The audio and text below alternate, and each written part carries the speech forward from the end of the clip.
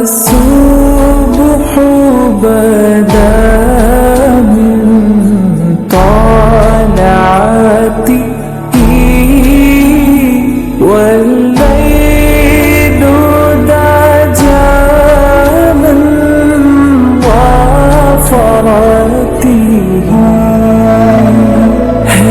نور سحر چہرے سے تیرے اور شب کی رونق زلفوں سے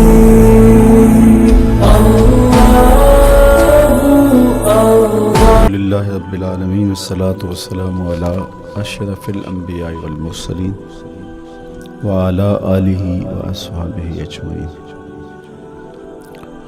قال اللہ تعالی وتبارک فی القرآن المجید والفرقان الحمید. بسم اللہ الرحمن الرحیم. لا اقسم بهذا البلد وانت حل بهذا البلد ووالد وما ولد لقد خلقنا الانسان فی کبد. صدق اللہ مولانا العظیم وصدق رسولہ النبی الکریم الرؤوف الرحیم. اللہم نور قلوبنا بالقرآن وزین اخلاقنا بالقرآن وادخلنا الجنة بالقرآن ونجنا من النار بالقرآن. قال اللہ تعالی وتبارک فی شان حبیبہ مخبرا وآمرا ان اللہ وملائکتہ یصلون علی النبی یا ایہا الذین آمنوا صلوا علیہ وسلموا تسلیما. اللہم صلی علی سیدنا و مولانا محمد معدن الجود والکرم صلاۃ و سلاما علیک یا سیدی یا رسول اللہ. میں نے آپ کے سامنے قرآن مجید کے جو کلمات تلاوت کیے ان میں اسی حقیقت کو بیان کیا گیا. لا اقسم بہذا البلد، آغاز ہوا شہر مکہ کی قسم سے. قسم ہے مجھے اس شہر کی، پھر وجہ قسم بھی بیان کی. وَأَنْتَ حِلٌّ بِهَذَا الْبَلَدِ، مجھے اس شہر کی قسم اس لیے کہ محبوب اس شہر میں تو جو بستا ہے، تیرا بسیرا ہے اس شہر میں، اس شہر کی گلیوں نے تیرے قدم چومے ہیں اور تیرے انفاس کی مہک اس کی فضاؤں میں بسی ہے، اس لیے مجھے قسم کہ یہاں تم رہتے ہو. اللہ اکبر. علماء کے مابین اس بات پر اختلاف ہے کہ مکہ المکرمہ افضل ہے یا مدینہ النبی صلی اللہ علیہ وآلہ وسلم افضل ہے. ایک علمی اختلاف ہے. بعض نے کہا مکہ المکرمہ افضل ہے، دلائل دیے، بڑا وزن ہے دلائل میں. بعض نے کہا مدینہ رسول صلی اللہ علیہ وآلہ وسلم افضل ہے، دلائل دیے، بڑا زور ہے دلائل میں. لیکن شیخ عبدالحق محدث دہلوی علیہ رحمہ اسی آیت سے روشنی لے کر کے لکھتے ہیں کہ جب حضور مکے میں تھے تو مکہ افضل تھا، جب مدینے آ گئے تو مدینہ افضل ہو گیا. جدھر جدھر سے وہ گزرتے گئے مجد و شرف بھی پیچھے پیچھے رہا. چند لمحوں کے لیے ٹھہرے تھے تم جس پیڑ کے نیچے. نشور وحدی کا لہجہ دیکھیے کتنا دل آویز ہے. چند لمحوں کے لیے ٹھہرے تھے تم جس پیڑ کے نیچے، سنا ہے آج تک اس پیڑ کا سایہ مہکتا ہے. تو مکے میں ہیں تو مکہ افضل، مدینے میں ہیں تو مدینہ افضل. تو شرف ان کے وجود مسعود سے ہے. وہ جدھر جدھر سے گزرتے جائیں گے وہاں ہی نور پھیلتا چلا جائے گا. اور پیر نصیر الدین علیہ رحمہ کا لہجہ یہاں کتنا خوبصورت دکھائی دیتا ہے. ایک بار وہ جدھر سے گزرے ہیں نصیر، ایک بار وہ جدھر سے گزرے ہیں نصیر، بار بار ادھر سے بہار گزری ہے. تو کہا کہ قسم ہے مجھے اس شہر کی، یعنی شہر مکہ کی. کیوں شہر کی قسم؟ وَأَنْتَ حِلٌّ بِهَذَا الْبَلَدِ، کہ محبوب اس شہر میں تمہارا قیام ہے، اس شہر میں تمہاری رہائش ہے، تمہارے انفاس کی مہک ہے اس شہر کی فضاؤں میں، اور تمہارے قدموں کو چھوا ہے اس شہر کی گلیوں میں. اس لیے قسم کہ یہاں آپ رہتے ہو. وَوَالِدٍ وَمَا وَلَدَ، اور قسم ہے باپ کی، اور قسم ہے جو اس کی اولاد ہے. والد سے مراد کیا ہے اور ما ولد سے مراد کیا ہے؟ تو اس کے بارے میں ایک قول یہ ہے کہ والد سے مراد حضرت ابراہیم علیہ السلام ہے، اور ما ولد سے مراد حضور علیہ السلام جو ان کے فرزند ہیں۔ ایک قول کے والد سے مراد حضرت آدم علیہ السلام ہے، اور ما ولد سے مراد ان کی ساری ذریت اور نسل ہے۔ تیسرا قول کہ والد سے مراد حضور علیہ السلام ہے، اور ما ولد سے مراد حضور علیہ السلام کی ساری امت، حضور علیہ السلام کی ساری آل اطرت، حضور کے اصحاب۔ لیکن علماء نے پہلے قول کو ترجیح دی کہ مکہ المکرمہ کی قسم کی گئی تو پھر مناسبت بنتی ہے کہ حضرت ابراہیم کا ذکر بھی ہو، تو اس لیے والد سے مراد حضرت ابراہیم ہے، اور ما ولد سے مراد حضور علیہ السلام کی ذات ستودہ صفات ہے۔ تو تین چیزیں ہوئیں جن کی قسم کی گئی۔ سب سے پہلے شہر مکہ کی قسم کی گئی، پھر حضرت ابراہیم علیہ السلام کی قسم کی گئی، اس کے بعد حضور علیہ السلام کے مبارک وجود کی قسم کی گئی۔ تین قسمیں کر کے کہا کیا گیا، چونکہ جو خالی ذہن شخص ہو، جب اس کو کوئی بات بیان کی جائے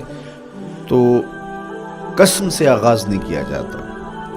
متردد الذہن کو کوئی بات کرنی ہو تو قسم سے آغاز کیا جاتا ہے، یا پھر آپ جس مضمون کو بیان کرنے جا رہے ہیں وہ اتنا اہم ہے کہ اس کی اہمیت کو اجاگر کرنے کے لیے آپ کو قسم کرنا پڑتی ہے۔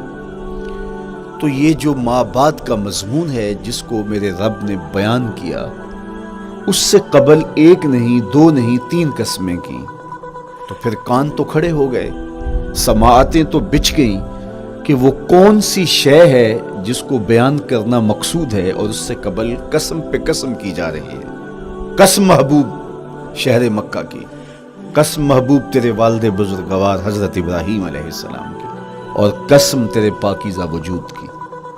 اب انسان بالکل سماعتیں بچھا کے منتظر ہے کہ قسم کی کس بات کی جا رہی ہے، کس بات پہ قسمیں ہو رہی ہیں، تو جواب آیا قسم محبوب شہر مکہ کی جس میں آپ رہتے ہو، قسم آپ کے والد بزرگوار حضرت ابراہیم علیہ السلام کی، اور قسم آپ کے پاکیزہ وجود کی۔ لقد خلقنا الانسان فی کبد، ہم نے انسان کو مشقتوں میں رہتا پیدا کیا ہے۔ یعنی انسان کی زندگی کے اندر مشقتیں، مشکلیں، آلام، مصائب، حالات کی تلخیاں، سخت مراحل، یہ اس کی زندگی کا حصہ ہے، اور ہم نے اس کو ڈیزائن اس طرح کیا ہے کہ یہ ان ساری مشکلات سے نہ بردآزما ہوگا، اور حالات کی تلخیوں کا مقابلہ کرے گا، اور خیر و شر کے ساتھ ساری زندگی اس کا تعلق رہے گا۔ تو یہ اگر سخت جان ہوا تو زندگی میں کامیاب اور بامراد ہوا، اور اگر یہ کمزور ہوا تو پیچھے رہ جائے گا۔ اور اس کے لیے جو قسمیں کی ہیں وہ تین ہیں۔ قسم کا اور جواب قسم کا تعلق ہوتا ہے، یعنی جس پہ قسم کی جا رہی ہے تو جو قسم کی جا رہی ہے اس کا کوئی آپس میں تعلق ہوگا۔ جب پھولوں کا ذکر کریں گے تو پھر اس کے متعلقات ہی بعد میں بیان کریں گے۔ کسی نے کہا تھا جنگل میں کوئی مے خار مرا ہے، جنگل میں کوئی مے خار مرا ہے، اسے انگور کے پتوں کا کفن دو۔ میاں جنگل میں مرنے والے شخص کو کسی اور درخت کے پتوں کا بھی تو کفن دیا جا سکتا ہے، لیکن صاحب مرنے والا مے خار ہے، اور شراب کشید کی جاتی ہے انگور سے، تو اس کو تو ٹھنڈ تب بھی پڑے گی کہ انگور کے پتوں کا کفن دیا جائے۔ تو مناسبات ہوتی ہیں۔ تو اب جب قسم کی گئی تو قسم تین چیزوں کی گئی، اور اس کی جواب قسم سے مناسبت کیا بنتی تھی؟ انسان کو مشقتوں میں رہتا پیدا کیا گیا، حالات کی تلخیوں سے گزرتا ہے، سخت تربیتی مراحل سے اس کو گزرنا پڑتا ہے۔ تو اس چیز کو بیان کرنے سے قبل تین قسمیں کی گئی۔ پہلی قسم میرے حضور کے پاکیزہ شہر کی، مکہ المکرمہ کی، اس لیے کہ مکہ المکرمہ میں دیکھ لیجئے کہ صحابہ اور حضور کے ماننے والوں نے کیسے تلخ زندگی کاٹی۔ شجر اسلام ثمر بار ہوا تو ہمیں تو یہ کھلے ہوئے پھول دکھائی دیتے ہیں، لیکن ہم نہیں بھول سکتے کہ بلال حبشی کی پیٹھ پہ کیسے کوڑے برسے اور احد احد کیسے پکارتے رہے۔ تو ہم اس منظر کو دیکھیں، مکہ کے ان حالات کو دیکھیں، تو اس لیے قسم کی مکے کی، اور پھر حضرت ابراہیم علیہ السلام کی قسم کی، چونکہ حضرت ابراہیم نے جس قدر اذیتوں سے گزر کر کے، مصائب آلام کا سامنا کر کے، حالات کی تلخیوں کا مقابلہ کر کے اپنا راستہ بنایا اور اپنے رب کی رضا پائی، وہ تاریخ کا ایک انوکھا باب ہے۔ اس سے بڑھ کر کیا ہوگا کہ جلتی ہوئی آگ میں چھلانگ لگا دی رب کے حکم کی تعمیل میں، بیٹے کی گردن پہ چھری رکھ دی۔ یہ تماشا لب بام نہیں تھا، منا کی وادی میں وہ انوکھا واقعہ رقم ہوا کہ آج بھی تاریخ انگشت بدندہ ہے کیا ایک باپ، اور وہ اس بیٹے کو ذبح کرنے کے لیے آمادہ ہو گیا جو اس کی آنکھوں کا نور ہے اور دل کا قرار ہے، رب سے مانگ مانگ کے لیا، لیکن تعمیل ارشاد میں اس بیٹے کی گردن پہ چھری رکھنے کے لیے باپ تیار ہو جاتا ہے اور اس کو ذبح کرنے کے لیے آمادہ ہو جاتا ہے، حتیٰ کہ بیٹے کو لٹا لیتا ہے اور ہاتھ میں چھری پکڑ کے بیٹے کی گردن پہ رکھ کے پوری ہمت کے ساتھ جب چھری چلاتا ہے تو آواز آتی ہے فلما اسلما وتلہ للجبین ونادیناہ ان یا ابراہیم قد صدقت الرؤیا انا کذالک نجزی المحسنین۔ ابراہیم بس کرو، تم نے واقعی خواب پورا کر دکھایا۔ اپنی بیوی کو، اپنے نو مولود بچے کو وادی غیر ذی زرع میں چھوڑ آنا، جہاں کچھ بھی میسر نہیں تھا، یہاں آپ کو آپ کے ماں باپ چھوڑ کے جاتے ہیں، ایک خوبصورت آسودہ ماحول ہے، اور آپ کو جس مقصد کے لیے چھوڑ کے جا رہے ہیں تو وہ مقصد بھی آپ کی اور ان کے پیش نظر ہے، لیکن اس کے باوجود بھی جو ہے وہ آنکھیں نم ہو جاتی ہوں گی کہ ہم اپنی اولاد کو یہاں چھوڑ کے جا رہے ہیں، جبکہ ایک محفوظ پناہ گاہ میں آپ کو چھوڑ کے گئے۔ آپ کی تربیت کرنے والا ایک جو ہے وہ توانا طبقہ اور ایک توانا جو ہے وہ سٹاف موجود ہے جو آپ کی فکری، ذہنی، بدنی تربیت کے لیے کوشاں ہیں، لیکن اس کے باوجود بھی والدین محسوس کرتے ہیں لیکن اپنے نو مولود بچے کو وہاں چھوڑ کے جانا جہاں آب و دانہ بھی میسر نہیں تھا۔ مورخ اسلام فی جلندری نے اس وادی کا نقشہ کھینچتے ہوئے کہا، وہ وادی جس میں وحشت بھی قدم رکھتی تھی ڈر ڈر کے، جہاں پھرتے تھے آوارہ تھپیڑے بادے سر سر کے، جہاں پر گھاس اگتی تھی، جہاں نہ پھول کھلتے تھے، مگر وہ سرزمین تھی آسماں بھی جھک کے ملتے تھے۔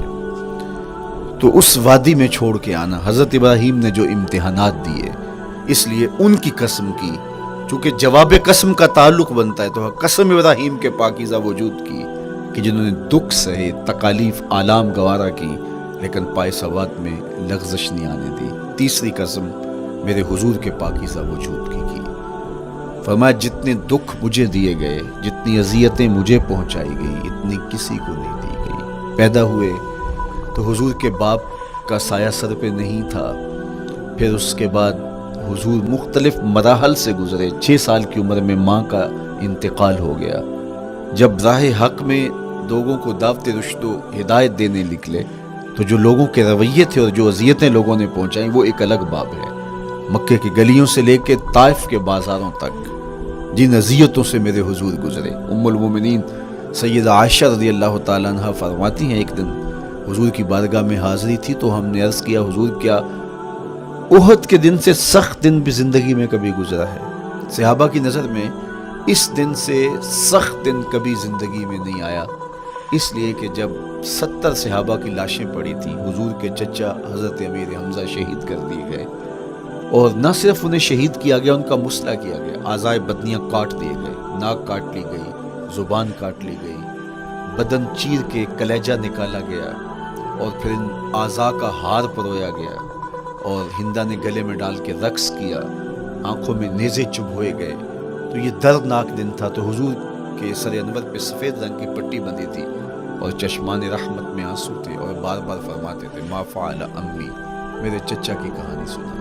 تو یہ دردناک دن تھا جو صحابہ نے اپنی آنکھوں سے دیکھا۔ تو انہوں نے کہا، حضور کیا احد کے دن سے سخت دن بھی کبھی زندگی میں آیا؟ ان کا خیال تھا کہ حضور فرمائیں گے ہاں یہ میرا زندگی کا مشکل ترین اور سخت ترین دن تھا، لیکن حضور نے فرمایا ہاں عائشہ، جب طائف کے بازاروں میں تیری قوم نے مجھے پتھر مارے تو یہ دن احد کے دن سے بھی سخت تھا۔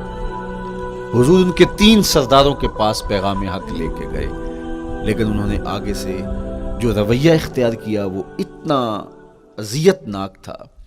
حضور نے فرمایا کہ ٹھیک ہے، میں تمہاری خیر خواہی کا جذبہ لے کے تمہارے تک پہنچا ہوں، تم نے میری دعوت کو قبول نہیں کیا، تمہاری مرضی، تمہارا مقصود، چلو اب یہ بات میرے اور تمہارے درمیان رہنی چاہیے، اس بات کو راز رہنا چاہیے، اہل مکہ تک یہ بات نہ پہنچے۔ انہوں نے کہا ہم کیوں راز رکھیں، بلکہ اوباشوں کے ہاتھ میں پتھر دے دیے، اور حضور جب واپس ہونے لگے تو وہ حضور کے پاؤں پہ سنگزنی کری۔ حضور اپنا ایک پاؤں اٹھاتے تو دوسرے پاؤں پہ مارتے، شدت درد اور احساس کرب سے حضور بیٹھ جاتے تو ان کے غنڈے دائیں بائیں سے بڑھتے اور کندھوں سے پکڑ کے حضور کو اٹھاتے اور مشق سنگزنی کرتے، نالین خون سے بھر گئے، لخت لخت زخمی ہوا۔ اللہ اکبر، کیا دردناک لمحے تھے، کیا تکلیف بھری گھڑیاں تھیں۔ تو کہا کہ جب طائف کے بازاروں میں تیری قوم نے مجھے پتھر مارے تو یہ دن احد کے دن سے بھی سخت تھا۔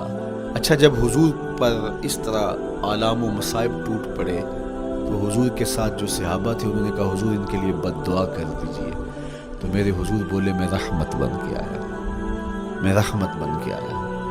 اللہ اکبر، ان کا تقاضا پہم بڑا تو حضور کے ہاتھ اٹھ گئے، اور پھر حضور نے جو کہا سنیے، اللہم اہد قومی فإنہم لا یعقلون، اے اللہ میری قوم کو ہدایت دے دے، یہ مجھے جانتے نہیں، اگر جانتے تو ان کا میرے ساتھ یہ رویہ نہ ہوتا۔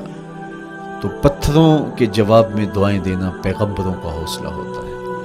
اللہ اکبر، مورخ اسلام حفیظ جلندری نے کیا خوبصورت پیرائے میں نقشہ کھینچا کہ حضور ہاتھ اٹھا کے دعا مانگ رہے ہیں، الہی کرم کر کو سارے طائف کے مکینوں پر، الہی پھول برسا ان پتھروں والی زمینوں پر۔ تو حضور نے دکھ سہے، تکلیفیں سہی، اب 3 قسمیں کی۔ شہر مکہ کی قسم، جہاں حضور کے صحابہ نے تکلیفیں سہی، اس شہر کی گلیوں میں انہیں گھسیٹا گیا اور ان کو کچی کھالوں میں لپیٹ کے دھونیاں دی گئی، انہیں اذیت ناک مراحل سے گزارا گیا۔ حضرت ابراہیم مشکل سے مشکل زندگی کاٹی اور رب کی رضا جوئی کے لیے کوشاں رہے، اور میرے حضور نے سخت ترین اذیتوں، مقاومتوں، مخالفتوں اور تکلیفوں کا سامنا کیا۔ تو ان 3 چیزوں کا حوالہ دے کر، ان 3 چیزوں کی قسم کر کے اب انسان کو بتایا جا رہا ہے کہ تم مشکلات سے تمہیں گزرنا پڑے گا، حالات کی تلخیاں تمہیں سہنی پڑیں گی، کسی مرتبے تک پہنچنے کے لیے تمہیں پھر تکلیفوں کی راہ اختیار کرنی پڑے گی۔ تم کون ہوتے ہو؟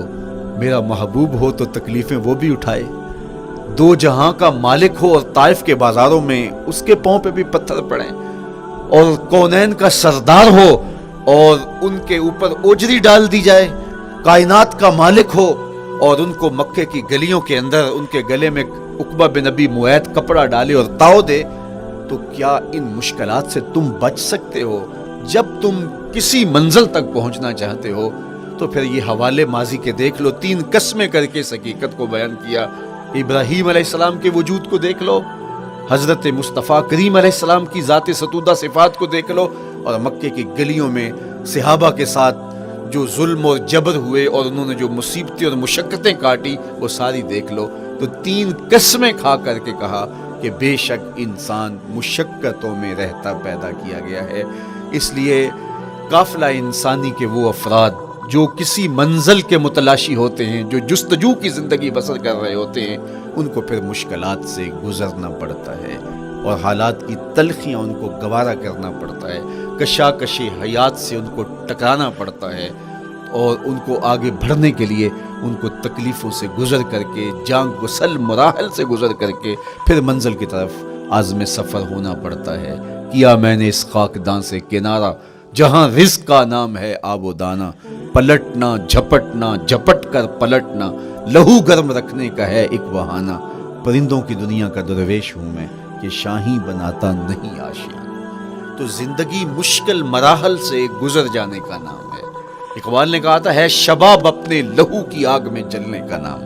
یہ زندگی آسان نہیں ہے، یہ حالات کی تلخیوں کا مقابلہ کرنے کا نام ہے، یہ ضبط نفس کا نام ہے، یہ اپنے من کی تربیت کا نام ہے۔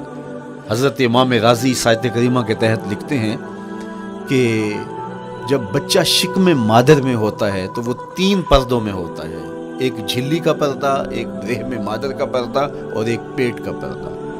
تو 3 پردوں میں وہ بیچارہ بڑی عجیب سی حالت میں ہوتا ہے. یہ اس کا پہلا مرحلہ ہے تخلیق کے بعد. اس کے بعد پیدائش کا دوسرا مرحلہ ہے. یہ زچہ بچہ دونوں کے لیے موت و حیات کے مرحلے ہوتے ہیں.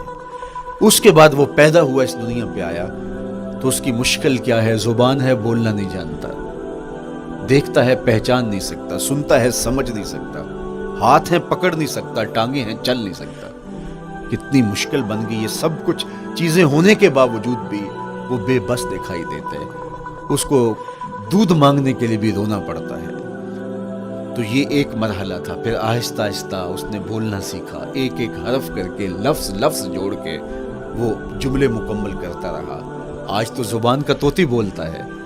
آج تو بات کریں تو جو ہے وہ ماحول تھم جاتا ہے. لیکن انسان ذرا پلٹ کے آغوش مادر میں تیری ماں نے ایک ایک حرف تجھے سکھایا تھا، ایک ایک لفظ تجھے سکھایا تھا. لفظ لفظ کر کے، حرف حرف کر کے جملے بنے. اور آج تیری گفتار کی شوخی کے تذکرے زمانے میں ہیں، تو پھر تجھے بولنا سکھایا. تو چل نہیں سکتا تھا، آج تیری جو ہے وہ جولانیاں دیکھنے والی ہیں. تیری رفتار کو کوئی چھو نہیں سکتا ہے.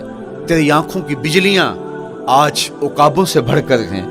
آج تیرے کانوں کے اندر نغموں کا جہاں آباد ہے. آج تیرے ہاتھوں کی گرفت کہ آگے شیر غراں بھی ہو تو وہ بھی بے بس ہو جاتا ہے. لیکن دیکھ تو کتنا مجبور تھا. اچھا چلو وہاں سے آگے آئے. پھر زندگی کو سیکھنا پڑتا ہے، آداب سیکھنے پڑتے ہیں، کس سے کیا بات کرنی ہے سیکھنا پڑتا ہے. آگے بڑھے، جوانی کی دہلیز پہ پہنچے. جوانی انسان کی زندگی کا باقپن ہوتا ہے، عروج ہوتا ہے. اللہ اکبر. لیکن جوانی کو تقدس معاب رکھ کے منزل تک پہنچانا یہ سب سے مشکل مرحلہ ہوتا ہے. چونکہ جذبات بے قابو ہیں، خواہشیں آوارہ ہیں، اور تا حد نظر نظارے ہی نظارے جو دل کو کھینچتے ہیں. اب اپنے تقدس کو جو شخص محفوظ رکھے، کائنات میں سب سے قیمتی جوہر حضرت انسان کا اس کی عصمت کا جوہر ہے. اور سب سے حسین چہرہ وہ ہے جو جنسی کالک سے اپنے آپ کو بچا لے. تو جوانی ہو، باقپن ہو، اور پھر اپنی خواہشات کو بے قابو نہ ہونے دیا جائے. سب سے مشکل مرحلہ پوری زندگی میں یہ آتا ہے. کسی نے کہا تھا کتاب زیست کا ایک اور باب بیت گیا، شباب بیت گیا، ایک عذاب بیت گیا. تو شباب کا ختم ہونا اور اس کو خیریت سے منزل تک پہنچنا یہ کتنا بڑا مشکل مرحلہ ہوتا ہے. جس کا جوانی میں باطن کا چہرہ مسخ ہو جاتا ہے اور جنسی کالک سے جو چہرہ آلودہ ہو جاتا ہے اس کا عفت کا دامن داغدار ہو جاتا ہے. تو اس لیے وہ چہرہ تاباں ہے، وہ چہرہ روشن ہے، وہ چہرہ منور ہے جو اپنے آپ کو کالک نہیں لگنے دیتا اور اپنی عصمت کی حفاظت کرتا ہے. میرے حضور نے بھی ارشاد فرمایا سبعۃ یظلھم اللہ تعالی فی ظلہ یوم لا ظل الا ظلہ. 7 اشخاص ایسے ہیں قیامت کے دن جب کوئی سایہ نہیں ہوگا، اللہ ان کو اپنے عرش کا سایہ عطا کرے گا. ان میں سے پہلا شخص امام عادل حکمران. دوسرا شخص وشاب نشأ فی عبادت اللہ، وہ جوان جس کی جوانی اللہ کی عبادت میں بسر ہو. تیسرا وہ شخص ورجل قلبہ معلق بالمساجد، وہ شخص جس کا دل مسجد میں لگتا ہے، مسجد میں جمتا ہے. اور چوتھا شخص ورجل دعتہ امرأۃ ذات منصب وجمال فقال انی اخاف اللہ، وہ شخص جس کو دعوت گناہ ملی اور حسن قدموں میں بچھنے کے لیے بےتاب ہوا اور اس نے کیا کہا انی اخاف اللہ، میں اللہ سے ڈرتا ہوں، میرا اللہ مجھے دیکھ رہا ہے. میرے حضور نے فرمایا قیامت کے دن جب کوئی سایہ نہیں ہوگا اللہ اس کے اوپر اپنے عرش کا سایہ تان دے گا. جو اپنی عصمت کے جوہر کو بچا گیا. تو یہ ایک مشکل مرحلہ تھا اپنی جوانی کے تقدس کی حفاظت کرنا. میرے حضور نے ارشاد فرمایا انا حبیب اللہ، میں اللہ کا حبیب ہوں. جو جوان جوانی میں توبہ کرتا ہے وہ بھی اللہ کا حبیب ہے. کتنا بڑا اعزاز ہے اور کتنا بڑا کمال ہے جو شخص کو ملتا ہے جو جوانی میں اپنی عصمت کے تقدس کی حفاظت کرتا ہے، اپنی آبرو پہ پہرا دیتا ہے، اپنی نظروں کی حفاظت کرتا ہے، اپنی سوچوں کو آوارہ نہیں ہونے دیتا، اپنے خیالوں کو بھٹکنے نہیں دیتا، اپنی خواہشات کو بے قابو نہیں ہونے دیتا. تو یہ مشکل ترین لمحہ تھا. اس کے بعد امام راضی کہتے ہیں اب شادی کا مرحلہ ہوا تو پہلے خود اپنی ذمہ داری تھی، اب کسی کا بوجھ بھی اٹھانا پڑا، یہ اگلی مشکل آ پڑی. پھر بچے ہوئے تو پھر اپنی زندگی تو ختم ہو گئی. پھر ساری زندگی پھر بڑھاپے میں چلے جائیں, ارذل العمر تک چلے جائیں, یہ ساری زندگی مشکلات.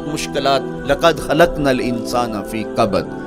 تو ہمیں عملی طور پہ مشکلات کے مقابلے کے لیے تیار ہونا چاہیے. دیکھیے, ہم جب شکار کرنے جاتے ہیں اور وہ خطرناک جنگل ہو جس میں شیر, بھیڑی اور دیگر جانور بھی ہوں, تو پھر ہم حفظ ما تقدم کے طور پہ سب کچھ ساتھ لے کے جاتے ہیں اور اس انداز سے جاتے ہیں کہ ہمارے اوپر اگر کوئی حملہ ہو تو بچاؤ کی یہ تدبیر ہو. تو ہم عملی طور پہ اس کے لیے خود تیار ہوتے ہیں, تو پھر کوئی ہونے والا حملہ غیر متوقع نہیں ہوتا اور ہم اس کے لیے اپنے آپ کو مستعد اور فعال پاتے ہیں. اسی طرح میں اور آپ اگر زندگی کے اس فلسفے سے آگاہ نہیں ہوں گے کہ زندگی مشکلات کا مجموعہ ہے, حالات کی تلخیاں ساری زندگی ہمارے ساتھ رہیں گی, تو کوئی بھی تکلیف, کوئی بھی اذیت, کوئی بھی ایسا واقعہ جو ہم نہیں چاہ رہے ہوں گے وہ روح پذیر ہوگا تو ہم گھبرا جائیں گے اور پھر اس وقت ہم دکھی ہو جائیں گے.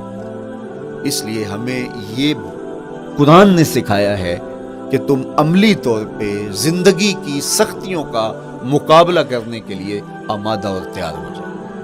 قرآن مجید میں جو صبر کا لفظ ہے اس کا مفہوم یہ ہے کہ حالات کی جو تلخیاں تمہارے اوپر آتی ہیں, وہ غربت بھی ہو سکتی ہے, وہ بیماری بھی ہو سکتی ہے, وہ لوگوں کی عداوت اور دشمنی بھی ہو سکتی ہے, وہ اور بہت ساری چیزیں ہوتی ہیں, وہ جنگوں کی حالت کا بپا ہو جانا اور تمہارا دشمنوں کے نرغے میں گر جانا, یہ سب کچھ ہو سکتا ہے. تو اس کے اوپر استقامت کے ساتھ تم کھڑے رہو اور تم ان کو برداشت کرنے کی اپنے اندر ہمت اور حوصلہ رکھو, تو پھر وہ تمہارا صبر ہوگا. اور یہ قوت اگر تمہارے اندر پیدا ہو جاتی ہے تو پھر تمہاری زندگی آسان اور سوکھی ہو جاتی ہے. لیکن اگر یہ دولت تمہیں نصیب نہیں ہوتی تو پھر ساری زندگی دکھوں اور شکموں سے بھری رہتی ہے. اس لیے ہمیں یہ چیز سیکھ لینی چاہیے کہ زندگی نام ہی مشکلات سے نبرد آزما رہنے کا. عملی طور پہ ہم دیکھو, ہمیں پتہ ہے سردی آ رہی ہے تو اس کا ہم پہلے انتظام کرتے ہیں, تو سردی ہمیں دکھی نہیں پھر کرتی, ہم سردی سے بھی لطف لیتے ہیں, موسم برسات سے بھی مزہ لیتے ہیں, اور گرمی سے بھی ہم ایک حاز حاصل کر لیتے ہیں اگر ہم اس کو جو ہے اس کے لیے عملی طور پہ اپنے آپ کو تیار کر لیں. لیکن اگر ہم اس کے لیے تیاری نہیں کریں گے تو سوائے گھبراہٹ کے اور کچھ نہیں ہوگا. تو مجھے اور آپ کو عملاً اپنے آپ کو اس بات کے لیے آمادہ کرنا پڑے گا کہ زندگی ان حالات کی تلخیوں سے ٹکرانے کا نام ہے اور ساری زندگی ہمیں ان مراحل سے گزرتے رہنا پڑے گا. اور قرآن نے جو ہے وہ 3 قسمیں کر کے, اور 3 قسمیں بھی شہر مکہ کی اور محبوب کریم کے پاکیزہ وجود اور جناب ابراہیم علیہ السلام کی, تاکہ تمہیں پتہ چلے جب ان کو بھی ان مراحل سے گزرنا پڑا میں اور آپ کیا بیچتے ہیں. اس لیے ہمیں اپنی زندگی کو ان راہوں پہ ڈالتے ہوئے صبر اور استقامت, اب صبر اور استقامت کی دولت ہمیں کیسے نصیب ہوگی, یہ دولت کس طرح, یہ قوت راسخہ ہمارے اندر کیسے پیدا ہوگی, اور کس طرح ہمارے من کے اندر یہ چیزیں سمائے گی. اللہ تعالیٰ کی خشیت, اس پر توکل, اس پر بھروسہ, اور اللہ تعالیٰ جل شانہ کی طرف سے ہر کام کے ہونے کا یقین ہمارے اندر یہ استقامت اور یہ حوصلہ پیدا کرتی ہے یہ چیز. اس لیے مجھے اور آپ کو اپنی پوری زندگی میں اس عمل سے گزر کر کے اپنے آپ کو مضبوط ترین صورتحال میں لا کے کھڑا کرنا پڑے گا, اور یہی زندگی کا جمال ہے. تو اب پھر دیکھیے قرآن کیا کہہ رہا ہے, لا اقسم بہذا البلد وانت حل بہذا البلد ووالد وما ولد, 3 قسمیں کی. اس کے بعد ارشاد فرمایا لقد خلقنا الانسان فی کبد, ہم نے انسان کو مشکلوں میں, مصائب میں, آلام میں رہتا ہوا پیدا کیا. کہتے ہیں جب حضرت انسان کی تخلیق ہوئی تو اس کا خمیر جب گویا جا رہا تھا تو اس کے اوپر 39 دن تک آزمائشوں کی, دکھوں کی, تکلیفوں کی بارش ہوئی, اور ایک دن خوشیوں اور مسرتوں کا می برسا. تو انسان کی زندگی کے اندر حالات سے ٹکرانا اور دکھوں کو سہنا اور دکھوں سے مقابلہ کرنا یہ سیکھنا پڑے گا. اور جب انسان اس کو عملی طور پر سیکھ جائے گا تو پھر زندگی کا جمال اور زندگی کا حسن نصیب ہوگا. دوسری بات, ہمیں اپنی زندگی میں 7 چیزوں کو اپنا اصول بنا لینا چاہیے اور یہ 7 چیزیں وہ ہیں جو ہماری زندگی کو ایک خوبصورت سانچے میں ڈھال کر کے ہمیں ایک پاکیزہ اور ستھرا انسان بنا دیتی ہیں۔ پہلی چیز التمسک بکتاب اللہ، اللہ کی کتاب سے جڑ جانا، وابستہ ہو جانا۔ جب ہم کتاب اللہ سے وابستہ ہو جائیں تو پھر ہمارے باطن کی اور نفس کی تربیت ہوتی ہے، اور پھر ہم وہ مطلوب انسان بنتے ہیں جو ہمارا رب ہم سے تقاضا کرتا ہے۔ تو اس لیے ہمیں اپنی زندگی میں اس چیز کو لازم کر لینا چاہیے کہ ہمارا کوئی بھی دن قرآن مجید کی تلاوت کے بغیر نہ گزرے۔ اپنے دن کا آغاز قرآن مجید کی تلاوت سے کیجیے۔ سورہ یاسین سے جو اپنے دن کا آغاز کرتا ہے سارا دن اللہ کی امان میں رہتا ہے، اس کی حفاظت میں رہتا ہے۔ اور اپنی شب کا آغاز سونے سے پہلے سورہ الملک کی تلاوت کریں، آپ ساری شب اللہ کی امان میں، اس کی حفاظت میں رہیں گے۔ اور قرآن مجید کو سمجھ کر اس کے مفاہیم و مطالب کے ساتھ ایک رکوع کم از کم پوری زندگی، اپنی زندگی کے نصاب میں آپ کتنا وقت مختلف امور کے لیے سر انجام دیتے ہیں۔ یہ کتاب انسانی ہدایت کے لیے، انسانی تربیت کے لیے اس سے کوئی اور بہتر اور مؤثر جو ہے وہ نصاب نہیں ہو سکتا ہے۔ انسان سازی کا بہترین ذریعہ ہے یہ کتاب، اور اس کتاب کے ذریعے سے جو ہے وہ انسان پستیوں سے اٹھ کے بلندیوں تک جا پہنچتا ہے۔ اقبال نے تو کہا کہ گر تمی خواہی مسلمان زیستن، نیست ممکن جز بقرآن زیستن۔ اگر تو مسلمان بن کے جینا چاہتا ہے تو قرآن کے بغیر ایک قدم بھی نہیں چل سکتا۔ تو آگے چل کے اسی نظم میں کہا کہ فاش می گوئم آنکھ در دل مزمرست، این کتاب نیست چیزیں دیگرست۔ اگر میں کھل کے بیان کر دوں جو میرے سینے میں چھپا ہے تو میں تجھے بتا دوں کھل کے یہ کتاب نہیں، یہ کوئی اور ہی شے ہے۔ کن لوگوں کو کہاں سے اٹھایا اور یہ کتاب کہاں تک لے گئی، جو باہمی جنگ و جدل میں الجھے ہوئے تھے اور حرف شناس بھی نہیں تھے، جو سواد آشنا بھی نہیں تھے، پھر انہوں نے جو ہے وہ روما کی سلطنت بھی الٹ کے رکھ دی۔ یہ کرشمہ تھا اس کتاب کا جس نے زندگی کا جمال ان کی روحوں کے اندر پیدا کر دیا۔ تو میں اور آپ اپنی زندگی میں قرآن مجید سے کبھی بھی دور نہ ہوں۔ روزانہ کی بنیاد پہ آپ تلاوت کلام مجید اپنی زندگی میں شامل رکھیں۔ انشاءاللہ اس کے اجالے دنیا میں اور آخرت میں آپ اپنی آنکھوں سے مشاہدہ کریں گے۔ حضرت امام احمد بن حنبل فرماتے ہیں میں نے رب سے کہا کہ مجھے اپنا قرب عطا کر، آواز آئی میرا قرب چاہتے ہو تو قرآن پڑھا کر۔ یہ رب کی قربت کی بھی ضمانت ہے اور ضبط نفس اور باطن کی تربیت کا بھی ذریعہ ہے۔ اچھا، دوسری بات والاقتداء بسنت رسول اللہ صلی اللہ علیہ وآلہ وسلم۔ ہمارے لیے بہترین نمونہ ہمارے حضور علیہ الصلوۃ والسلام کی زندگی ہے، حضور کے دیا ہوا نظام حیات ہے جس پر حضور نے خود عمل کر کے دکھایا۔ میرا عشق رسول، میری محبت رسول اس بات کا تقاضا کرتی ہے کہ میں ان کے طریقہ حیات کے مطابق اپنی زندگی گزاروں۔ اسلام دعوے کی بات نہیں کرتا، دلیل ہم سے مانگتا ہے۔ آج میں کہتا ہوں میں عاشق رسول ہوں، اور اتنا بڑا عاشق رسول ہوں کہ میرے جیسا زمانے میں دوسرا کوئی نہیں۔ میرے جذبات ایسے دکھائی دیتے ہیں آسمان کو چیر دوں گا، زمین کو پھاڑ دوں گا، لیکن ہمسایوں کے ساتھ میرا سلوک بتاتا ہے کہ میں عاشق رسول نہیں ہوں۔ دوستوں کے ساتھ میرا رویہ بتاتا ہے کہ میں عاشق رسول نہیں ہوں۔ میں کسی سے وعدہ کرتا ہوں اور پھر اس پہ پورا نہیں اتر پاتا، تو صاحب پھر آپ عاشق رسول نہیں ہیں، آپ کچھ اور ہیں۔ عشق رسول تو یہ ہے کہ میرے محبوب علیہ السلام نے کسی سے عہد کیا ہے کہ تمہارے آنے تک میں یہاں کھڑا ہوں، اور وہ جا کے بھول جاتا ہے، اور میرے حضور 3 دن وہاں منتظر رہتے۔ وہ اچانک گزرا اور دیکھا تو حضور علیہ السلام کھڑے ہیں، تو خود پریشان ہوا۔ صرف اتنی بات اسے کہی، صاحب تو نے مجھے مشکل میں ڈال دیا، تو نے مجھے مشقت میں ڈال دیا۔ عہد کیا ہے تو پھر اس کی پاسداری نبھا کے دکھائی۔ اللہ اکبر! میں اگر حضور سے محبت کرنے والا ہوں تو میرا رویہ بتائے کہ میں عاشق رسول ہوں۔ میری زبان پر جھوٹ نہیں بول سکتی۔ آپ سے پوچھا گیا کہ مومن بزدلی کر سکتا ہے؟ کہا نہیں، بہادر ہوتا ہے، لیکن ہو سکتا ہے کبھی اس سے بزدلی سرزد بھی ہو جائے۔ پھر پوچھا گیا کہ مومن بخیل ہو سکتا ہے؟ کہا نہیں، سخی ہوتا ہے، لیکن ہو سکتا ہے کبھی اس سے بخل بھی سرزد ہو جائے۔ پھر تیسرا سوال حضور سے کیا گیا، مومن جھوٹا ہو سکتا ہے؟ فرمایا جھوٹا نہیں ہو سکتا، یہ پکی بات ہے کہ مومن جھوٹ نہیں بول سکتا۔ میں اور آپ اپنے رویوں میں دیکھیں کہ ہم کھڑے کہاں ہیں۔ آج ہم ان جگہوں پہ بھی جھوٹ بولتے ہیں جہاں جھوٹ بولنا ہماری مجبوری بھی نہیں ہوتی، چونکہ یہ ہماری فطرت ثانیہ اور عادت بن چکا ہے، اور ہم اس کو برا ہی نہیں سمجھتے، جبکہ جھوٹ جب کوئی شخص بولتا ہے، حدیث پاک میں آتا ہے اس کے منہ سے بدبو نکلتی ہے، رحمت کے فرشتے 1 میل دور ہٹ جاتے ہیں اس سے۔ اور سویر سے شام تک جب ہمارے معمولات یہ ہوں تو پھر ہم کہاں کھڑے ہیں اور رحمت کے فرشتے کہاں کھڑے ہیں؟ تو حضور علیہ الصلوۃ والسلام کی سنت کا اتباع حضور کی محبت کی دلیل ہوگی۔ امام قرطبی نے لکھا ہے، اللہ کی محبت کا کوئی دعویٰ کرے تو کیا دلیل ہوگی کہ یہ واقعی محب الہی ہے؟ تو کہا اللہ سے محبت کا دعویٰ کرنے والے کے لیے دلیل یہ ہے کہ وہ قرآن سے پیار کرے۔ قرآن سے پیار اور قرآن سے محبت کی دلیل یہ ہے کہ حضور کا پیار سینے میں رکھے۔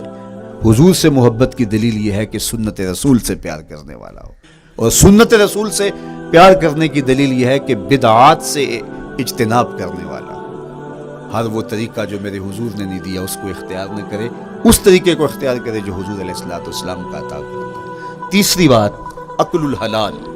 یہ وہ بنیادی اصول ہیں جو ہماری زندگیوں میں اتر جانے چاہیے، اور ہم ایک صالح اور خوبصورت انسان بن کے اس معاشرے کا حصہ بن سکتے ہیں۔ عقل حلال زندگی میں شامل ہو تو زندگی کو جمال نصیب ہوتا ہے، اور باطن اور ظاہر کو طمانینت نصیب ہوتی ہے۔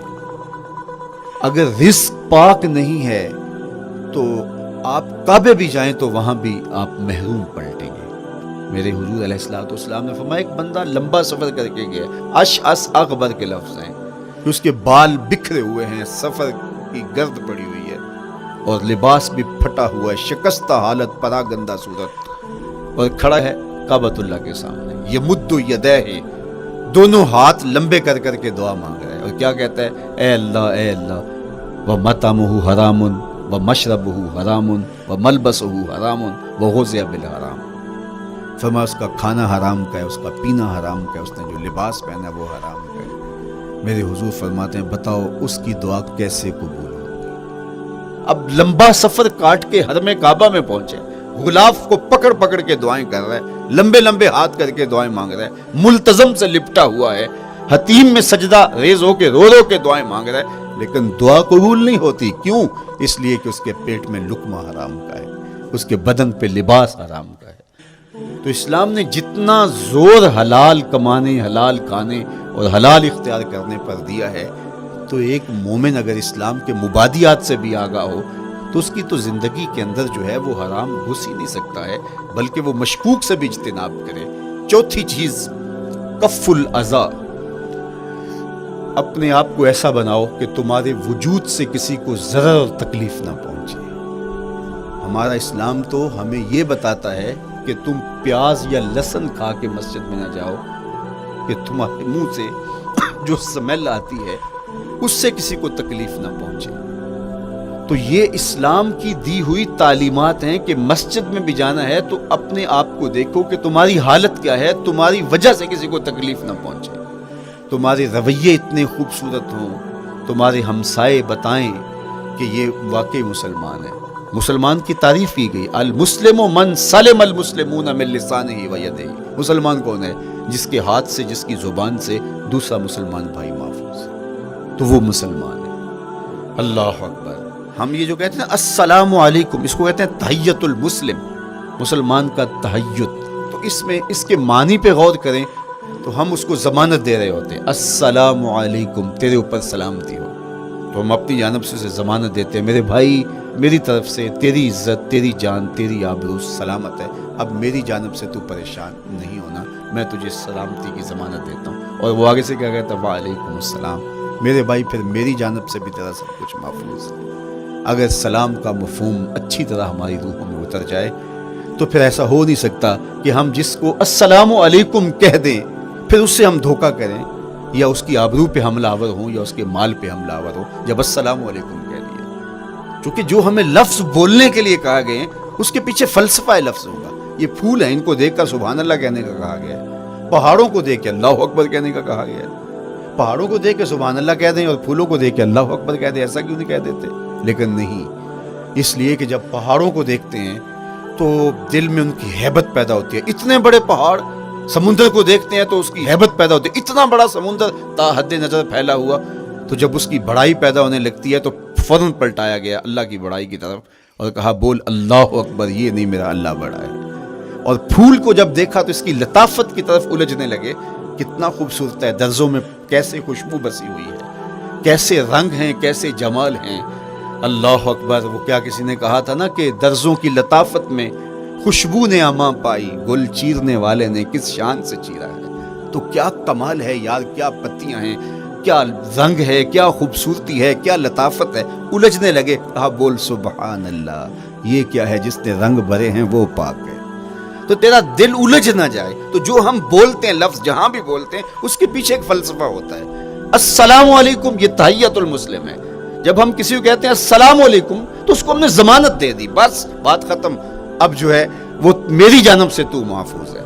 लेकिन हम सलाम भी ले रहे होंगे और हाथ भी काट रहे होंगे और उसकी जेब भी काट रहे होंगे, फिर सलाम नहीं लिया, हमने मुनाफिकत की है। तो कफ़ुल अज़ा चौथी चीज़। और पांचवी चीज़ इज्तिनाबुल मासी, गुनाहों से अपने आप को बचा के रखना। नेकी करना बहुत अहम है, लेकिन नेकी करने से ज़्यादा हम अपने आप को गुनाहों से बचाएंगे। चूँकि शर की कुव्वतें हमारे साथ जुड़ी हुई हैं, इसलिए अपने आप की हिफाजत जब हम करेंगे तो हम एक अच्छी सूरत में आगे बढ़ेंगे। और छठी चीज़ वो है अत्तौबा। तौबा तसलसल के साथ करते रहिए। ये तसव्वुर के बुढ़ापे में तौबा करेंगे, ये तसव्वुर कहाँ से आया? या हमारे यहाँ आजकल ये कल्चर पैदा हुआ है कि लैलतुल क़द्र या शबरात के दिन सारे जुड़ के तौबा करने बैठ जाते हैं और पूरा साल अपनी मर्जी की ज़िंदगी गुजारते हैं। ऐसा नहीं है। मेरे हुजूर के दामन पे एक भी गुनाह का धब्बा नहीं था। हम नबियों की इस्मत के कायल हैं, किसी नबी पर कोई गुनाह का धब्बा नहीं होता। अगर इस इम्कान को भी तस्लीम कर लिया जाए तो सारी शरीयत मशकूक हो जाती है। लेकिन इसके बावजूद हुजूर फरमाया मैं दिन में अल्लाह से 100 बार तौबा करता हूँ, एक दिन में 100 मरतबा तौबा करता हूँ। मैं और आप देखें कि हम क्या इस मामूल को अपनी ज़िंदगी में शामिल किए हुए हैं। जब इंसान तौबा करता है, जब गुस्ल कर लेता है ना एक दफ़ा, तो फिर वो बच बच के चलता है कि कोई गर दोबारा पड़ ना जाए। और जब वो लुथड़ा हुआ हो तो फिर उसको परवाह भी नहीं होती। इसलिए हमें बार बार गुस्ल करने की, बार बार तौबा करने की तलकीन की गई है, ताकि हम फिर नए गुनाहों से बचते रहेंगे। तो अपनी ज़िंदगी में तौबा का तसलसल कीजिए, शाम सवेरे सुबह बार बार अल्लाह से तौबा की रुजू कीजिए। और आखिरी चीज़ अदाउल हुकूक, हुकूक का अदा करना। हमारे ज़िम्मे जो हुकूक आयद होते हैं वो हमारे वालिदैन के हैं, वो हमारे बहन भाइयों के हैं, वो हमारे दोस्तों के हैं, हमसायों के हैं, हमारे असातिज़ा के हैं, क्लास फेलोज़ के हैं। वो हुकूक हत्ता के जानवरों के क्यों ना हों, तो उन हुकूक को हम अदा करने वाले दस्तबरदार नहीं हो सकते हम उन हुकूक से। ये मोमिन की ज़िंदगी है, ये हमारा नज़्म हयात है, ये इस्लाम का दिया हुआ मंशूर है, ये तरीक़ा ज़िंदगी है कि हम एक एक के हक़ को अदा करते हुए अपनी ज़िंदगी को बसर करें। बिलखुसूस मैं तलबा से मुखातिब हूँ कि ये उम्र तरबियती एतबार से सबसे अहम उम्र है। सैयदना अली मुर्तज़ा रज़ियल्लाहु ताला अन्हु फरमाते हैं कि 15 साल से लेकर के 20 साल तक की उम्र में इंसान के नज़रियात पुख्ता होते हैं और उसकी आदतें जमती हैं। ये दूसरे कहते हैं 13 से 19 साल तक की उम्र, वो कहते हैं ये बड़ी अहमियत की हामिल है। तो 13 से 19 साल या 15 से 20 साल तक की उम्र, बास का तो होता है कि अभी बच्चे हैं, माँ बाप भी सुस्ती करते हैं कि इनको तहज्जुद का आदी अब क्यों बनाएं, अभी तो ये बच्चे हैं, इनको इन चीज़ों से, छोटी छोटी चीज़ों का आदी अब क्यों बनाएं, जब बड़े होंगे, समझदार होंगे, ज़िम्मेदारियों का बोझ आएगा, सब कुछ कर लेंगे। तो फिर उस वक्त करना मुश्किल होता है, फिर कर नहीं पाता बंदा। तो जो सीखना है, जो आदतें पुख्ता करनी है, वो इसी ज़िंदगी में होती है। तो ये आपका एक मौका है, आपका कोई एक माहौल फराहम हुआ है।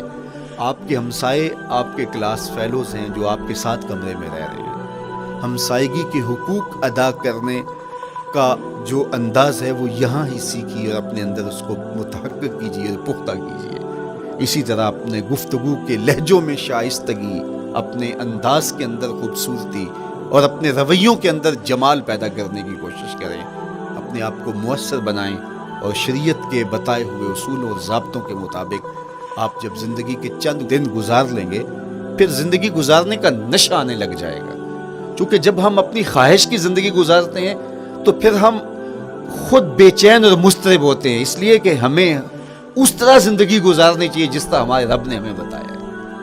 آپ کوئی بھی مشین خریدتے ہیں، کوئی بھی چیز لیتے ہیں تو اس کے ساتھ چھوٹی سی بک دیتے ہیں آپ کو، اس کا طریقہ استعمال بتاتے ہیں کہ اس کو یوں استعمال کرو گے تو دیر پا اس کے فوائد حاصل کرو گے. اگر یہ مائک ہم اس طرح استعمال نہیں کرتے، اپنی خواہش سے استعمال کریں گے تو پھر نتیجہ کیا ہوگا کہ تھوڑے دنوں کے بعد جو ہے وہ خرابی کی طرف سلسلہ چلے گا. اس طرح یہ وجود جس پاکیزہ ذات نے بنایا ہے اس نے ہمیں بتایا ہے کہ اس کو استعمال کیسے کرنا ہے اور اس زندگی کو کیسے گزارنا ہے. اور پھر انسان کو ایک ماڈل اور نمونہ بھی چاہیے، تو کہا نمونہ دیکھنا ہے تو محمد عربی کی ذات دیکھ لو. ادھر دیکھتے جاؤ اور زندگی گزارتے جاؤ، دیکھنا تمہاری زندگی کتنی خوبصورت اور کتنی پروقار گزرتی ہے. اللہ آپ کو دنیا آخرت کی برکتیں دے، اپنی پناہوں اور اپنی امان اور اپنی حفاظتوں کا حصار دے، اور آنے والا کل اللہ بہتر فرمائے، میرے وطن کی خیر کرے، میرے ملک کو امن کے اجالے دے، یہاں دہشت گردی کے سلگتے الاؤ ٹھنڈے کر کے امن کی بہاریں پیدا کر دے. کی محمد سے وفا تو نے تو ہم تیرے ہیں، یہ جہاں چیز ہے کیا لوح و قلم تیرے ہیں. وآخر دعوانا ان الحمدللہ.